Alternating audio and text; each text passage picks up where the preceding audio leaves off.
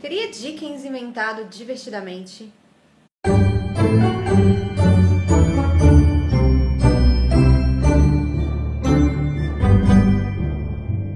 Oi, gente! Depois de um ano de aridez de vídeos, chegamos àquela época que é garantida aqui no canal. Como sempre, começamos o especial de Natal com Charles Dickens, e para isso eu tenho aqui esse meu livrinho da Penguin, A Christmas Carol and Other Christmas Writings. E eu não sei o que farei quando os contos de Natal do Dickens acabarem.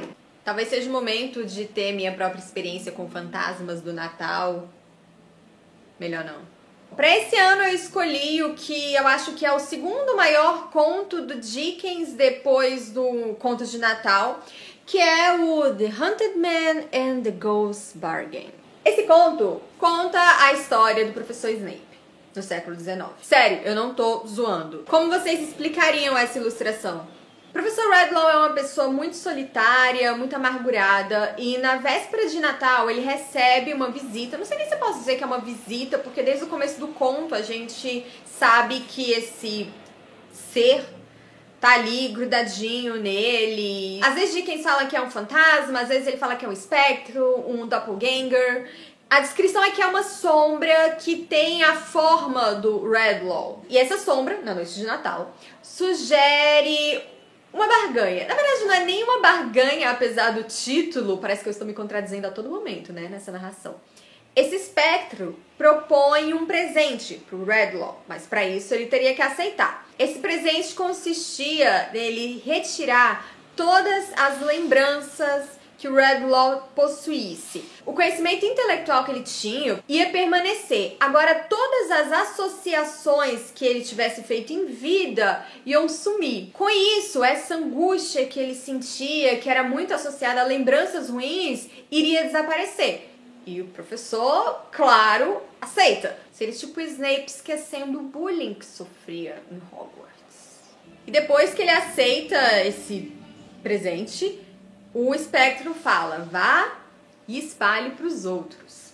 E aí todo mundo de quem o professor Redlaw se aproxima começa a perder suas lembranças. Só que por consequência eles começam a se tornar pessoas extremamente egoístas, extremamente irritadas, extremamente negativas, porque elas não tinham mais uma noção de convivência, de por que elas deveriam se importar com aquelas pessoas com quem elas convivem, etc. E aí o professor Redlaw percebe que fez besteira. Acho muito interessante Dickens ter trazido essa questão da memória, porque, se não me engano, na época em que ele escreveu o conto é de 1848, ainda não se estudava muito essa questão. Depois, com o surgimento da psicanálise, que aí sim iam chegar à conclusão de que a memória, e eu não tô falando aqui da capacidade que você tem de memorizar o seu número de celular, ou não. A memória aqui são essas lembranças, são essas associações que a gente faz de você sentir o cheiro de uma comida e automaticamente você lembrar da sua infância, quando a sua avó fazia aquilo nas tardes de domingo. E lembranças ruins também. Por isso que eu me lembrei tanto de Divertidamente. Porque na animação, a alegria fica o tempo inteiro querendo que a Riley só tivesse lembranças boas. E aí toda vez que a tristeza encostava numa bolinha de memória, não faça isso!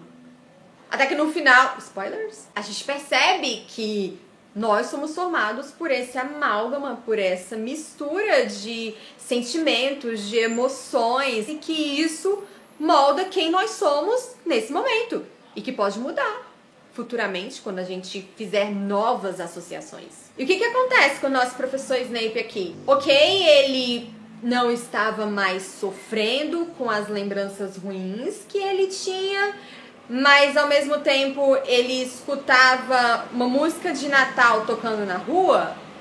Tocando não, né, gente? Século XIX, o povo cantava na rua. E ele sente que deveria sentir alguma coisa com aquele som, mas ao mesmo tempo ele não sabe o que é. E essa é uma sensação horrível, gente. A sensação de você saber que tem que lembrar de alguma coisa e você não conseguir lembrar é péssima.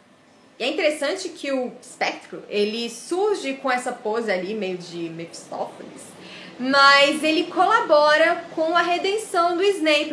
Opa! Redenção do Snape é lenda. Com a redenção do professor Redlaw. Esse presente, essa barganha, faz com que o professor Redlaw chegue à mesma conclusão que a alegria vai chegar no Divertidamente. Essas lembranças são necessárias, essas memórias, essas associações são necessárias. E aí tem uma parte que doeu no coraçãozinho. Um dos personagens da história é um menino de rua que não é afetado pelo Redlaw. Ele chega perto do menino e o menino continua do mesmo jeito. E na minha cabeça, ainda mais porque na minha dissertação de mestrado eu trabalhei um pouco com a infância, representação da infância no século XIX, e tinha muito daquilo da criança como um ser inocente, como um ser que não ia ser maculado. Aí eu pensei, ele não é afetado porque ele é uma criança, é um ser superior. Na verdade, ele não é atingido porque ele não tinha no que ser atingido. Isso é muito forte. Esse conto aqui, que na verdade tá mais pra uma novela, né? Ele é meio longo demais pra ser um conto. Ele lembra bastante um conto de Natal, principalmente por essa coisa do espírito e da possibilidade de redenção no final. E o professor é meio Scrooge também, né? Mas diferentemente do conto de Natal, que é uma história bem de Natal, se passa na véspera de Natal e o Scrooge vê os vários natais da vida dele, os que já passaram, o que está acontecendo, os que vão acontecer ainda. Aqui é mais sobre o espírito natalino, sem trocadilhos. Essa vibe de fim de ano que você vai pensar na sua vida, vai pensar nas suas escolhas. E esse é um tema cativo pro Dickens nos contos de Natal que ele escreveu. E fiquem por aí, estamos só começando o especial de Natal desse ano. Ainda vai vir Tolstói, num conto que eu li errado, Arthur Conan Doyle, com um conto de Sherlock Holmes, e Robert Louis Stevenson, e as fanfics, que me mandaram bastante esse ano. Tô achando que o vídeo, Veves comentando fanfics natalinas, vai ficar bem longo. E é isso, tchau, tchau e até o próximo vídeo.